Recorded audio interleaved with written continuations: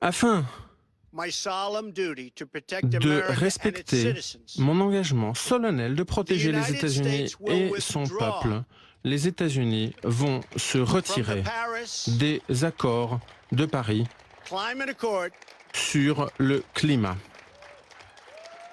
N'oublions pas que l'accord a été signé par 196 pays, ça fait beaucoup, et c'est donc Trump seul contre tous. Merci. Mais nous allons reprendre des négociations pour soit reprendre les accords de Paris, soit des accords entièrement nouveaux.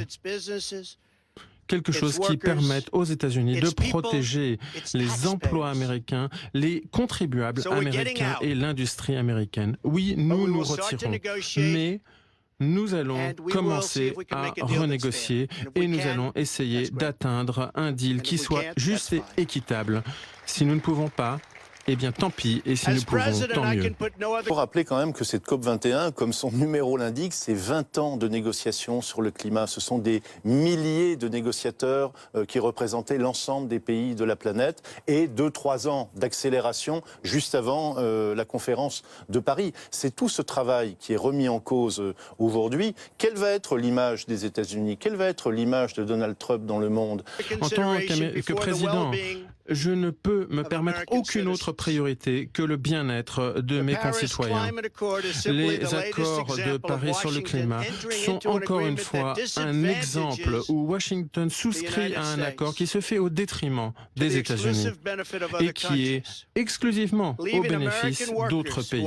C'est quelque chose qui se fait sur le dos des ouvriers américains que j'aime et du contribuable américain. Cela veut dire des usines qui ferment, des emplois qui se perdent.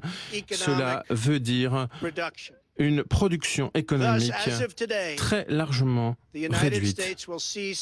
Oui, c'est l'Amérique d'abord et la Terre attendra. Et pour le monde entier, c'est une nouvelle effectivement terrible. C'est pourquoi, à partir d'aujourd'hui, les États-Unis vont cesser toute mise en œuvre des accords de Paris qui ne sont pas contraignants et se dispenser de l'engagement financier qui allait de pair avec cet accord. Cela veut dire que la mise en œuvre de la contribution nationale définie et le fonds vert climatique sont des choses où les États-Unis se désengagent afin de faire des économies immense.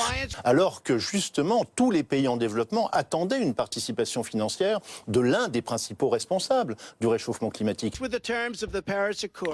Le respect des termes de l'accord de Paris et les restrictions que cela impose aux États-Unis pourraient coûter aux États-Unis 2,7 millions d'emplois perdus d'ici 2075. Cela veut dire une réduction significative des emplois américains. Et croyez-moi, ce n'est pas d'une réduction dont nous avons besoin. Cela atteindra l'industrie automobile et cela contribuera encore plus à décimer des industries américaines vitales, des industries dont dépendent d'innombrables communautés dans tout le pays. Ils dépendent de ces industries pour leur vie. Et ils recevraient si peu de choses de nous si nous restions. Nous renonçons donc aux engagements pris par le gouvernement précédent.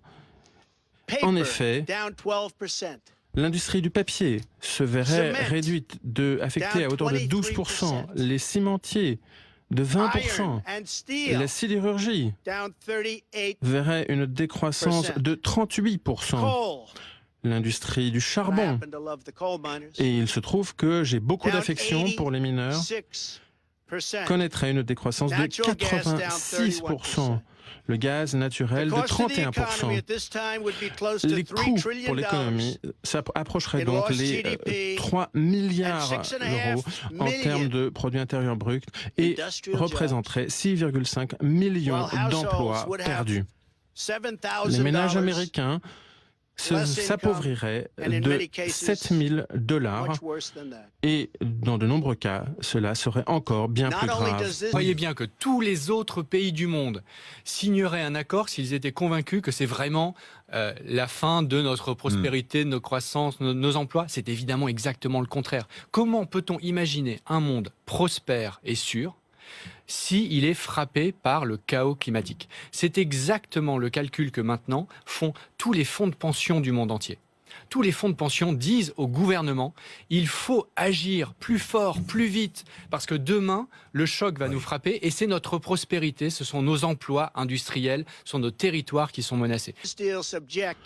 Non seulement les accords de Paris soumettent nos concitoyens à une pression économique sévère, mais c'est quelque chose qui n'est pas bénéfique à l'environnement. Or, je tiens à l'environnement, j'y tiens beaucoup, et je ne peux donc pas souscrire à un accord qui est punitif pour les États-Unis.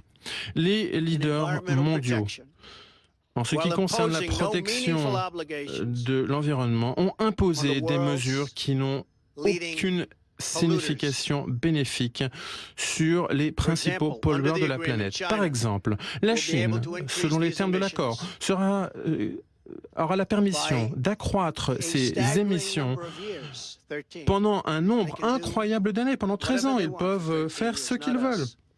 Mais nous, les États-Unis, ne le pourront pas.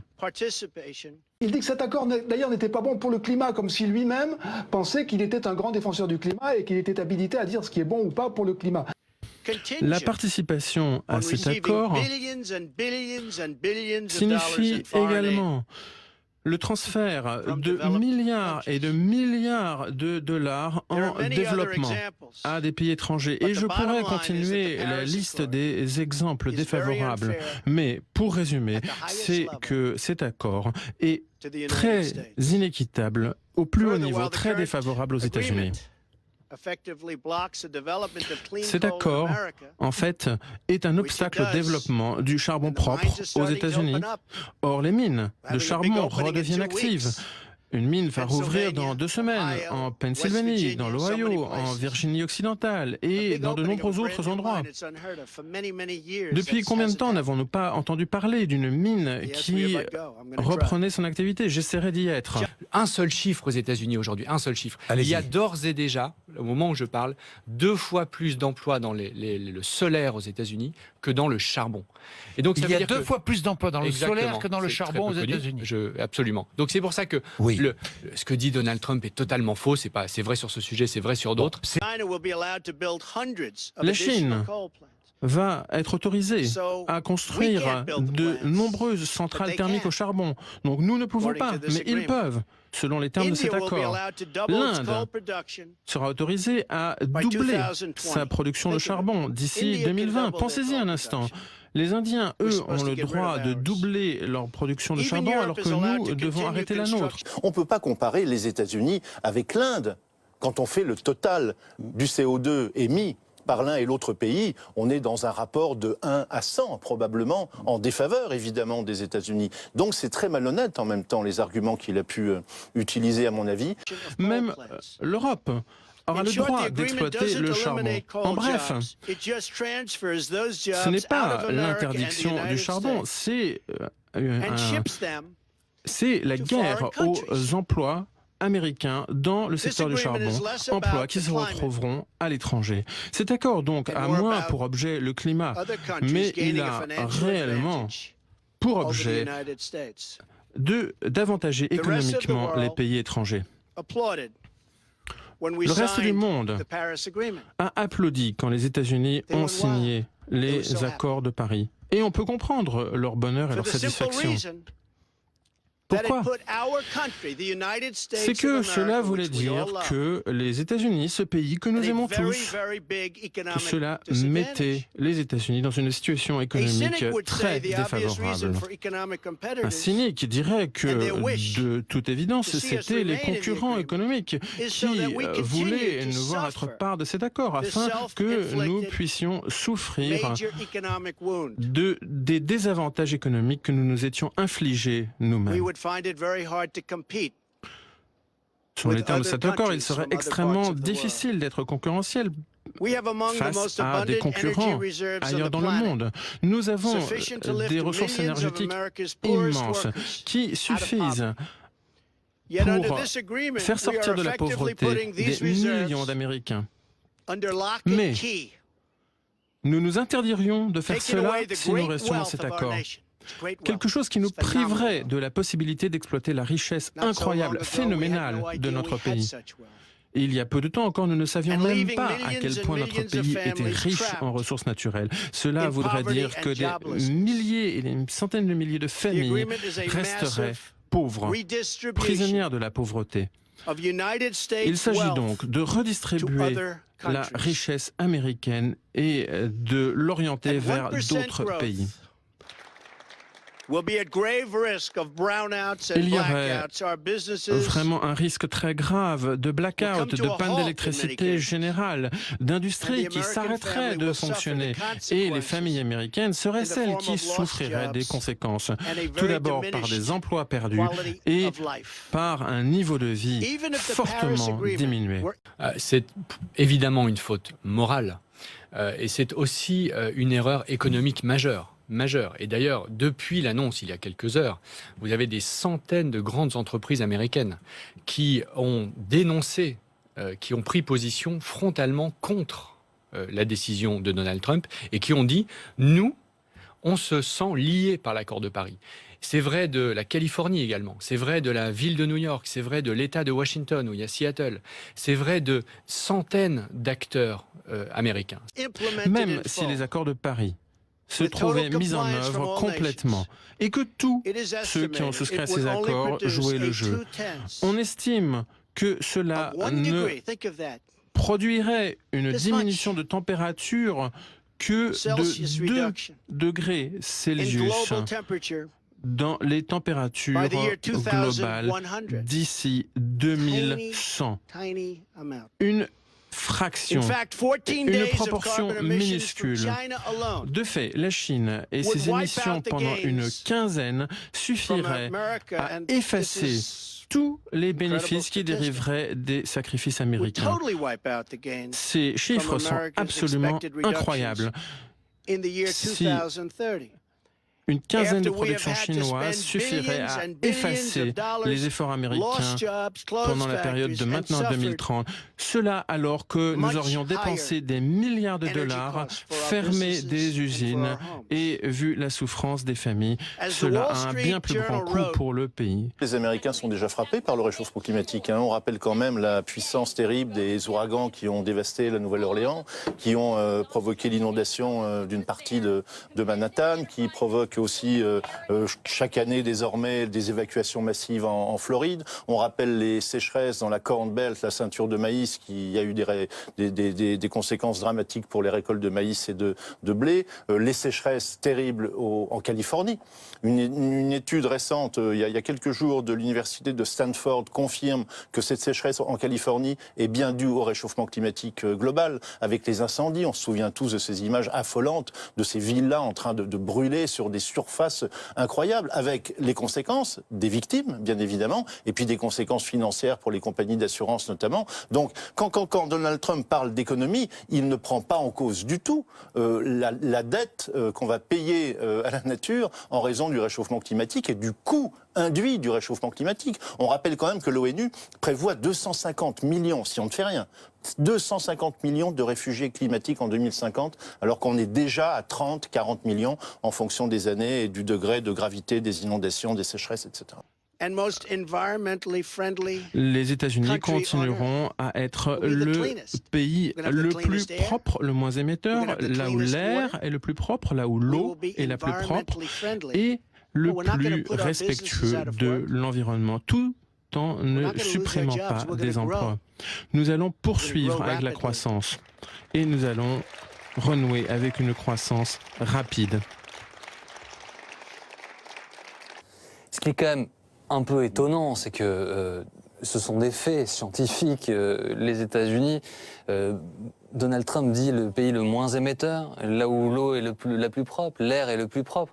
Célia Gauthier, je vous vois faire des yeux comme ça, mais les Américains ne vont peut-être pas aller vérifier ces informations. D'ailleurs, Donald Trump a fait une partie de sa campagne là-dessus, ce qu'on a appelé désormais, ce qui est sacralisé des fake news. C'est un exemple frappant ce soir. Évidemment, les États-Unis, c'est 17% des émissions mondiales. Le principal pollueur historique, c'est quand même celui qui a pollué le plus pendant le plus longtemps. Les Américains ont une empreinte carbone qui est 2 fois supérieure à celle des Français. Donc, c'est entièrement faux. Et alors, le passage sur l'air pur et l'eau pure, ça, c'est quand même incroyable parce que nous, nos collègues aux États-Unis qui travaillent pour défendre l'environnement et notamment les droits les plus fondamentaux à un air pur et à une eau pure, nous disent que ce qu'il est en train de faire, c'est de détricoter toute la politique de protection de la qualité de l'air, des fleuves. Et donc, c'est exactement l'inverse de ce qu'il dit. C'est quand même assez incroyable de voir ça, en fait. Je suis tout à fait disposé à travailler dès que possible avec les responsables démocrates afin de renégocier notre retour à l'accord de Paris à condition que ces accords soient équitables pour les États-Unis et leurs travailleurs. Je suis également disposé à travailler avec eux pour renégocier des accords qui soient équitables pour l'Amérique et ses contribuables. Combien de temps ça va prendre et que va-t-il se passer? C'est un peu comme le Brexit à l'échelle du climat. C'est le climat-exit, si j'ose dire. C'est Trump qui divorce avec le reste du monde et ça va prendre du temps parce qu'il va falloir négocier cette sortie. Au moins 1 an, parce que c'est ce que prévoient les accords de Paris, l'article 28, et ensuite 3 ans, effectivement, au cours desquels on va voir comment envisager la suite. Donc ça prendra du temps, mais ça n'empêche que le divorce va avoir lieu progressivement, et puis on verra ensuite qui sera président. Donc, si ceux qui sont les maîtres de l'obstruction veulent bien renoncer à leur posture, eh bien, travaillons ensemble. Cela sera pour le bien de notre pays. Nous ne perdrons pas d'emplois, nous ne fermerons pas des usines et nous travaillerons ensemble. Nous travaillerons avec ceux qui représentent ou qui défendaient les accords de Paris, mais pour obtenir quelque chose de bien meilleur. Et je pense que les Américains seront très favorablement impressionnés et le monde sera impressionné. Mais tant que cela ne se produit pas, nous nous retirons de ces accords. Je suis soucieux de faire des États-Unis un leader sur la protection du climat, mais de manière équitable, dans un monde où les responsabilités sont partagées de manière équitable parmi toutes les nations du monde. Aucun leader responsable ne peut oublier et ne peut soumettre ses travailleurs et son peuple à un contrat qui est si désavantageux. Le fait que les accords de Paris représentent un boulet au pied des États-Unis, alors qu'ils favorisent des pays qui ne font pas leur part du travail, devrait vraiment vous éclairer sur les raisons pour lesquelles un grand nombre de personnes souhaitent que les États-Unis restent des partenaires de cet accord, et cela afin de favoriser les intérêts économiques de leur pays. Et cela, c'est quelque chose qui ne se fera pas tant que je serai président. Ma fonction en tant que président est de faire tout ce qui est possible pour que les États-Unis aient un terrain de jeu, puissent bénéficier d'un terrain de jeu équitable, de faire en sorte pour que le cadre régulatoire et le cadre fiscal permettent aux États-Unis d'être le pays le plus prospère et le plus productif sur Terre.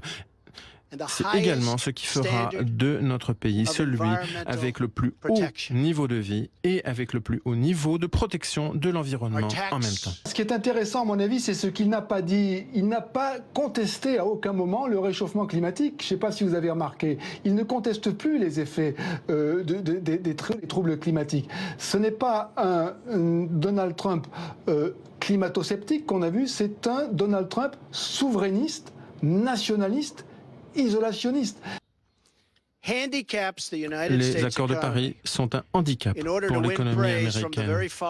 Et Cela, tout simplement, pour se voir applaudir par les capitales étrangères et par les lobbyistes qui veulent tout simplement nous désavantager. Leur souci n'est pas de donner la première place aux États-Unis, alors que moi, c'est exactement cela que j'ai toujours fait et que je ferai toujours. Les mêmes nations qui nous demandent de rester partie prenante de cet accord sont les pays qui ont coûté aux États-Unis des trillions de dollars grâce à leur politique commerciale agressive et sans payer ce qu'ils devaient, leur part, à nos alliances militaires. Vous voyez bien ce qui se passe et vous voyez bien où sont les intérêts des uns et des autres. C'est une décision aux conséquences évidemment incalculables. Angela Merkel, dès la fin du G7, il y a à peine quelques jours, a dit elle-même que le monde ne pouvait plus compter, l'Europe ne pouvait plus compter comme avant sur l'allié traditionnel américain. C'est une rupture. Et d'où la réaction d'ailleurs à Berlin, qui parle d'une décision nuisible pour le monde. À Bruxelles, également, Jean-Claude Juncker dénonce une décision dommageable et réaffirme que le monde peut compter sur l'Europe. La question est donc de savoir jusqu'où nous pouvons aller avant d'être ridicules. Ce que nous voulons, c'est quelque chose d'équitable pour nos citoyens. Nous voulons que nos contribuables soient traités avec respect et de manière équitable. Nous ne voulons pas que les dirigeants des autres pays se moquent de nous. Et croyez-moi, cela est sur le point de s'arrêter. Des propos extrêmement durs, souverainistes, nationalistes et vraiment relativement anti-européens, pour ne pas dire anti-français, du président des États-Unis ce soir. J'ai été élu pour représenter les citoyens de Pittsburgh, pas de Paris.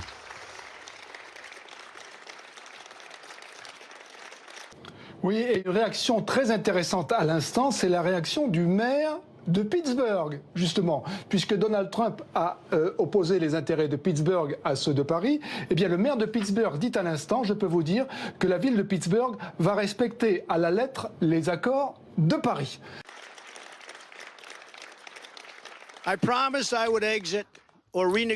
J'ai promis que je sortirai de tout accord qui ne respecterait pas les intérêts américains ou que je les renégocierai.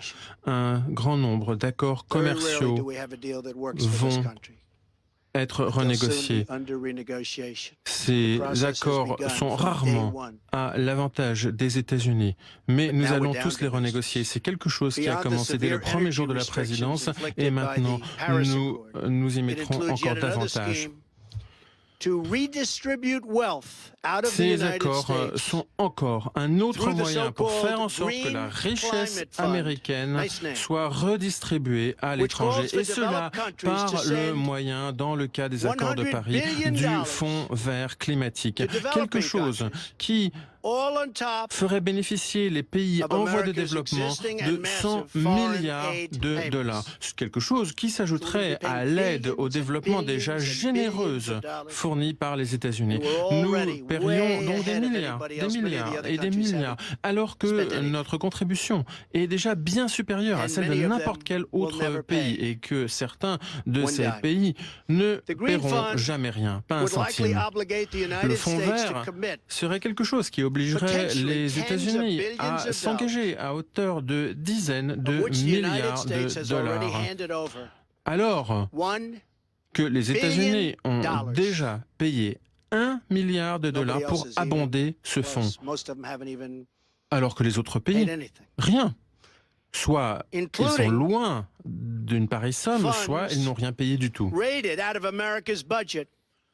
C'est là un prélèvement sur le budget américain, quelque chose de l'argent qui n'ira pas à la lutte contre le terrorisme. Et croyez-moi, c'est pas quelque chose que j'ai fait moi, quelque chose qui a été fait par le gouvernement précédent. Et croyez-moi, vraiment, c'est pas bon du tout. Departing top climate officials reportedly described the $100 billion per year les 100 milliards de dollars par an ont été décrits comme par les négociateurs américains à Paris comme peanuts, comme rien du tout. En 2015, le directeur exécutif du Fonds vert a indiqué qu'il fallait abonder le fonds à hauteur de plus de 400 milliards de dollars. Et cette exigence a été formulée alors qu'on ne sait même pas à quoi va cet argent. Bien sûr, les principaux pollueurs de la planète, eux, n'ont aucune obligation vis-à-vis du Fonds vert. Et c'est pour cela que nous mettons fin à notre participation. La dette américaine s'élève à 33 trillions de dollars. Nous n'avons pas assez d'argent pour recruter des forces de police. Des centaines de milliers de nos concitoyens n'ont pas de travail. Et pourtant, des milliards de dollars, selon les termes de l'accord de Paris, se trouveraient affectés à autre chose alors que nous devrions l'affecter ici, aux États-Unis. Nous serions supposés envoyer cet argent dans des pays qui nous ont volé nos emplois, qui ont profité des délocalisations. Il y a évidemment des questions juridiques et constitutionnelles à prendre en compte. Les leaders européens et les leaders du continent asiatique ne devraient pas avoir un droit de parole supérieur à ce qui se passe pour l'économie américaine que les citoyens américains et le président qu'ils ont élu. C'est pourquoi notre retrait de l'accord de Paris est une réaffirmation de la souveraineté américaine. François Gémen, comment vous réagissez à l'annonce de Donald Trump? C'est un signal terrible, une décision d'un égoïsme fou ancré dans un tissu de mensonges vomitifs. Trois choses. D'abord, je veux avoir une pensée pour les personnes au Bangladesh qui sont en ce moment même déplacées par le cyclone Nico. Plus d'1 million de personnes sont déplacées par ce cyclone. Cette décision, elle est avant tout terrible pour ceux-là qui subissent déjà aujourd'hui les impacts des changements climatiques. Deuxième chose, comme Jean Jouzel l'a dit, c'est un refus du multilatéralisme. C'est un refus d'essayer de vouloir gérer ensemble les grands enjeux de la planète. Troisième chose, Donald Trump annonce qu'ils vont vouloir renégocier l'accord. Ça serait une erreur terrible. À mon sens, il ne faut pas renégocier. La renégociation d'abord fera perdre énormément de temps, créera un climat d'incertitude et surtout ne pourra aller que vers un accord revu à la baisse. C'est maintenant que la Chine et l'Europe doivent faire front commun et essayer de sauver le meuble.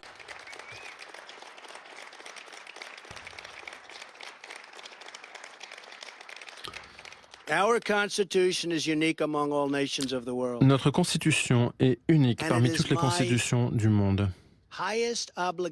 Et mon obligation suprême, mon honneur suprême est de protéger cette constitution. Et c'est là une promesse que j'honorerai. Si nous restions partis de cet accord, nous aurions également à faire face à des menaces dans notre exploitation des ressources naturelles des États-Unis. Il était impensable autrefois qu'un accord multilatéral puisse poursuivre ses propres politiques économiques. Or, c'est là une réalité nouvelle. Si nous ne quittons pas l'accord ou si nous ne renégocions pas un accord bien meilleur, alors nous devrons faire face à une avidité de la part de ces accords qui deviendront sans cesse plus nombreux. Les accords de Paris, ce n'est qu'un point de départ, alors que c'est déjà catastrophique. Et cela deviendrait bien pire. Quitter les accords de Paris est donc quelque chose qui protège les États-Unis de toute intrusion future dans la souveraineté des États-Unis et qui nous protège de responsabilités juridiques insoutenables à l'avenir. Croyez-moi, ces responsabilités seraient insupportables si nous restions membres. Ma seule responsabilité vis-à-vis du peuple américain. Les accords de Paris se feraient au détriment de notre économie, seraient un boulet pour l'emploi américain, imposeraient des risques juridiques insupportables et entraîneraient un désavantage chronique dans la concurrence économique mondiale. C'est pourquoi il est temps de quitter, de renier ces accords. And time to pursue a new deal Il est temps that protects the environment, de chercher our un companies, nouvel accord, quelque chose qui protège citizens notre environnement, and our qui country. protège nos concitoyens, notre It is time économie to put et Youngstown, notre pays. Ohio, Il est temps Detroit, Michigan, que and l'Ohio, Pittsburgh, Pennsylvania, Détroit, au Michigan, along Pittsburgh, with many, en many other Pennsylvanie, locations ainsi within que our great bien d'autres Before Paris, endroits France. dans notre pays, de It is leur donner la time priorité to make par rapport à Paris, America en France. great Il est again. grand temps Thank you. de redonner à l'Amérique Thank you. sa grandeur perdue. Merci. Thank you very much. Merci beaucoup. Comment réagit la presse américaine depuis quelques minutes et quelques heures, hein, même maintenant, et l'annonce de Donald Trump? Écoutez, elle est très étonnée. Elle est à la fois étonnée par la violence de la déclaration de Donald Trump et par la virulence des réactions. Il y a un énorme impact ici des réactions venues d'Europe. On souligne le fait que les Européens parlent d'une seule voix, en tout cas les Allemands, les Français et les Italiens. Un présentateur vedette de la chaîne NBC disait tout à l'heure, notre président s'est comporté comme un dictateur d'Amérique latine. Il a même dit, j'avais l'impression d'entendre Hugo Chavez. C'est-à-dire que les Américains, en tout cas la version pas vraiment trumpiste, internationaliste des Américains, sont très choqués par ce qu'ils entendent. Donald Trump les a surpris. On savait qu'il était idéologue et très branché sur ces histoires de climat. On ne pensait pas qu'il irait jusqu'au bout. Il faut bien comprendre dans quel état d'esprit est Donald Trump. Donald Trump est aujourd'hui un homme assiégé. Il a appris aujourd'hui que l'ancien directeur du FBI allait témoigner publiquement dans exactement une semaine et c'est très, très, très mauvais pour lui. Celui qui l'a viré violemment va témoigner contre lui publiquement. Il ne faut jamais se mettre à dos un directeur du FBI. Dans l'histoire, les présidents américains l'ont appris à leurs dépens. C'est donc dans cet état d'esprit-là qu'est intervenu un Donald Trump qui a décidé de passer à la contre-offensive. Et s'il se fâche avec le reste du monde, peu importe pour lui, il veut reprendre l'initiative à tout prix. Ce soir, le monde entier a la confirmation, si jamais il y avait un doute, qu'on est entré dans l'ère de la post-vérité et que Donald Trump a pris les faits, les a un peu tordus à sa manière pour parler à son électorat. Des slogans anti-Trump résonnent devant la Maison-Blanche. Dès l'annonce du président américain ce jeudi, des centaines de manifestants se sont rassemblés, choqués par la décision de quitter l'accord de Paris. Je ne devrais pas être choquée puisque tout ce qu'il fait est choquant, mais il m'a quand même eu sur ce coup-là. Je viens manifester à chaque mauvaise décision que cette tête de nœud prend pour notre pays. Et maintenant, cette tête de nœud a fait quelque chose de terrible pour la planète. À quelques kilomètres de là, les mêmes pancartes dans le ciel new-yorkais. La pointe de la tour du One World Trade Center s'est même parée de vert, comme d'autres bâtiments new-yorkais, symbole d'un soutien pour l'accord de Paris. C'est sur les terres de l'Amérique profonde que l'on trouve les soutiens inconditionnels au président. Dans l'Ohio, ces mineurs de charbon au chômage estiment que Trump protège les travailleurs. Il rassure ceux qui travaillent dans le charbon. Ils ont des maisons, des voitures, des familles dont ils doivent s'occuper.